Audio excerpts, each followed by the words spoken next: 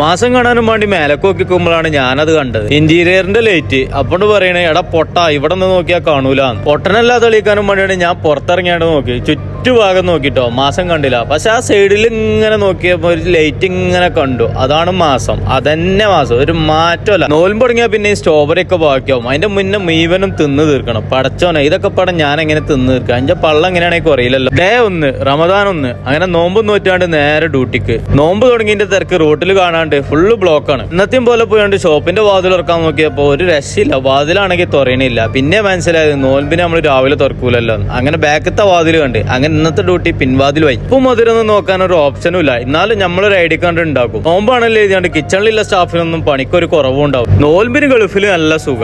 വൈകുന്നേരം ഒരു 4 മണിയാകുമ്പോ ഡ്യൂട്ടിക്ക് വരിക. എന്നിട്ട് ഒരു പൊൽച്ചന്റെ ബാങ്ക് ഒക്കെ കൊടുക്കുമ്പോ ഡ്യൂട്ടിയും കഴിഞ്ഞാൽ പോകുക. രാവിലെ ഫുള്ള് ഉറക്കം. ഇവൻ പിന്നെ പുഷ്പ, ഓനെ പിന്നെ നോക്കണ്ട. ബാക്കിയുള്ള എല്ലാരും ഫുള്ള് തിരക്കിലാണ്. ഓരോരോ സാധനങ്ങളാക്കണം, ഓരോരോ പണിയിലാണ് എല്ലാ ആൾക്കാരും. നോമ്പ് തുറന്നാണ്ട് പള്ളിക്കൊക്കെ എത്തുമ്പോൾ തന്നെ ചിലപ്പോൾ മരിബ് കള്ളാവോ. അപ്പൊ നമ്മൾ ഷോപ്പിൽ തന്നെയാണ് നിസ്കരിക്കും. ഇന്നാണെങ്കിൽ സുമൻ ഭായ് നാട്ടിൽ പോവുകയാണ്. എന്നിട്ടാണെങ്കിൽ 2 കൊല്ലം കഴിഞ്ഞിനെന്നും പറഞ്ഞു. ഷോപ്പൊക്കെ വരുമ്പോ ഫുള്ള് ഓഞ്ഞ ലുക്കിലാ. ഇന്നേതോ ബിസിനസ് മാനോനായിക്കണേ. അപ്പൊ അങ്ങനെ ഇതും ശുഭം.